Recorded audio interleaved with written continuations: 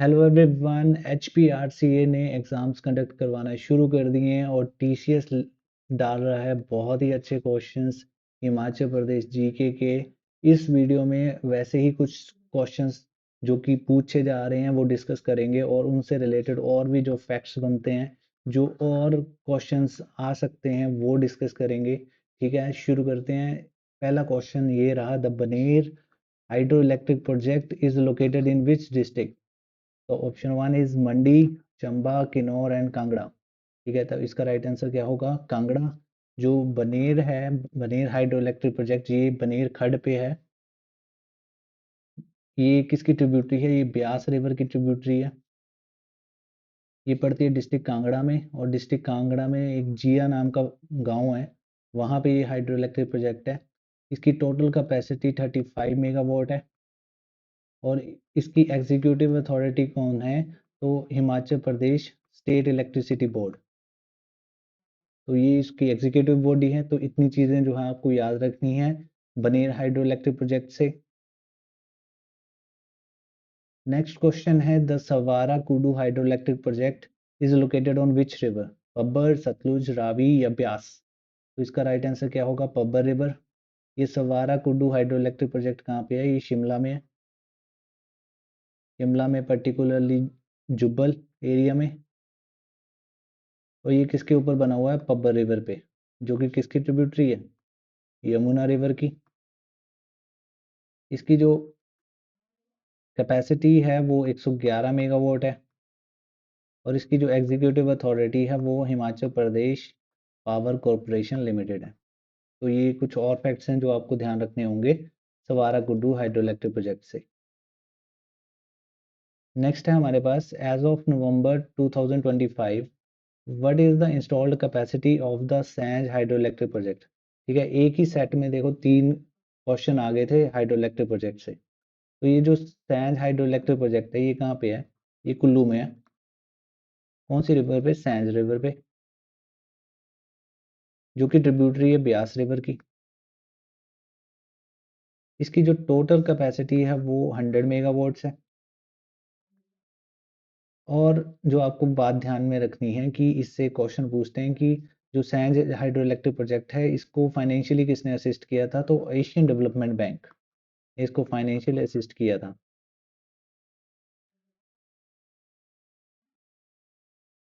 Next question है हमारे पास, the core objective of Himachal Pradesh ceiling on the land act 1972।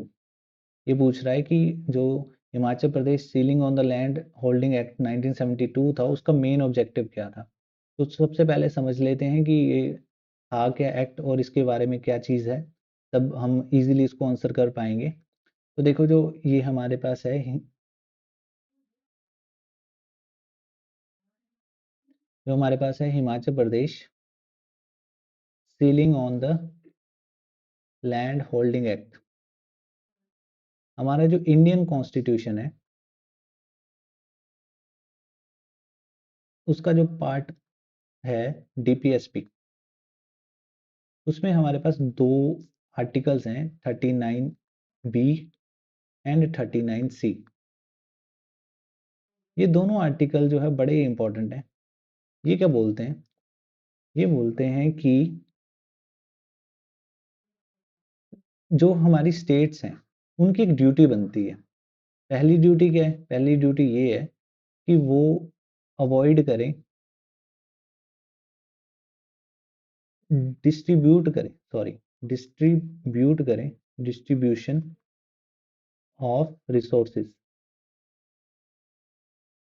ये जो रिसोर्सेज हैं स्टेट के पास वो इक्वली डिस्ट्रीब्यूट करे जाएं अमंग द सिटीजन्स। और 39 सी में क्या बोल रहा है? Avoid concentration of wealth. इस स्टेट की ये जिम्मेदारी है कि वेल्थ जो है इकट्ठी ना हो जाए किसी एक ही पर्सन के पास या फिर एक ही कम्युनिटी के पास। तो इसी वजह से हमारी जो स्टेट है वो 1972 में क्या लेके आई?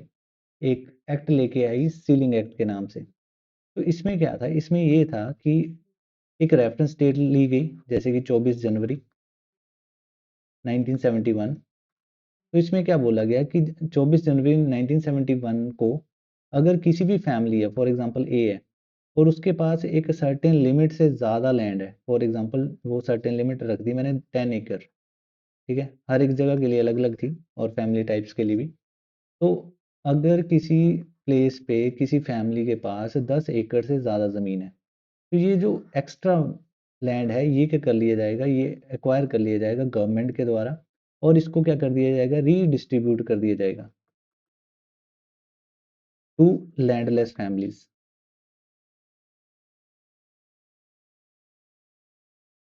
ठीक है, तो इतना सही इसमें चीज़ें थी।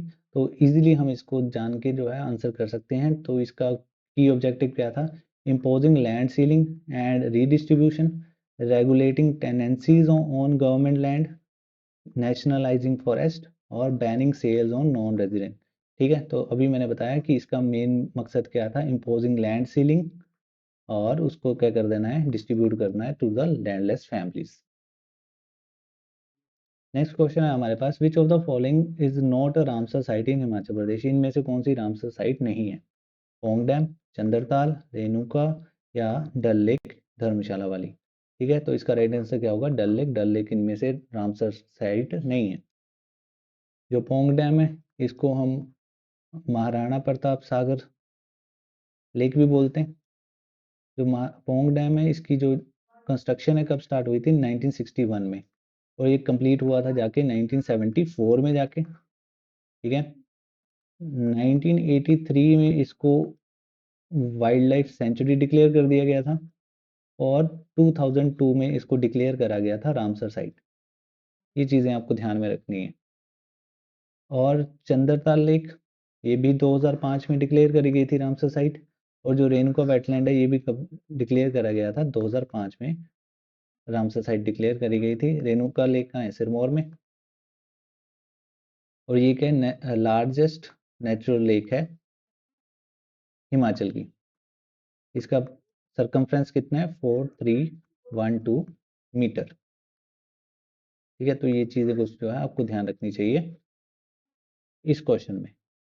नेक्स्ट है हमारे पास, on which day Himachal Pradesh attain full statehood and became 18 state of the Indian union under the state of Himachal Pradesh act 1970। बड़ा ही इजी बेसिक सा क्वेश्चन है। तो इसका राइट आंसर क्या है, ये पूछ रहा है कि हिमाचल प्रदेश जो है फुल स्टेटहुड कब मिला था और 18 स्टेट बना था इंडियन यूनियन का। तो इसका राइट आंसर क्या है, 25 जनवरी 1971। नेक्स्ट है हमारे पास, एज पर Himachal Pradesh human development report 2025 the state average HDA index is about.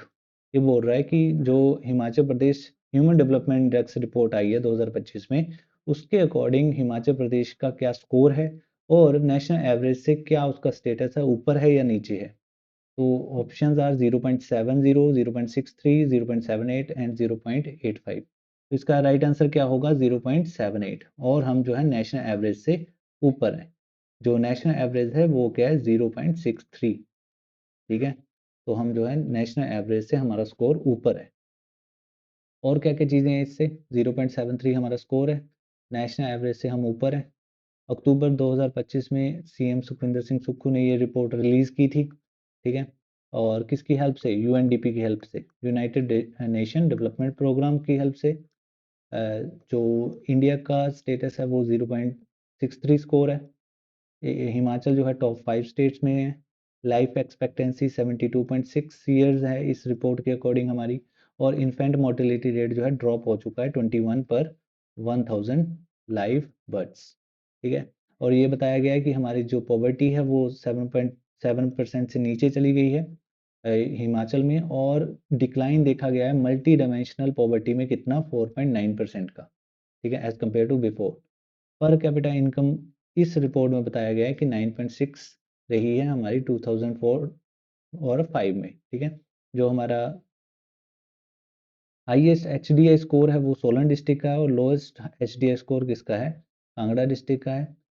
2.5% जो कार्बन है वो हिमाचल के फॉरेस्ट कवर क्या करते हैं, सिंक करते हैं, एब्जॉर्ब करते हैं, ये बोला गया है इसमें। इसी तरह सस्टेनेबल डेवलपमेंट इंडिया इंडेक्स आया है, नीति आयोग ने दिया है। इसके अकॉर्डिंग जो हमारा हिमाचल है वो रैंक 5 करता है और उसका स्कोर कितना है 77 है। और जो शिमला है वो नंबर 1 आई है अमंग द 56 अर्बन एरियाज जो कि प्रोग्रेस कर रहे हैं सस्टेनेबल डेवलपमेंट गोल्स को अचीव करने के लिए। नेक्स्ट है हमारे पास in which year Himachal Pradesh become the union territory, very easy question, 1956। Next question is as of October 2025 into how many district Himachal Pradesh is divided.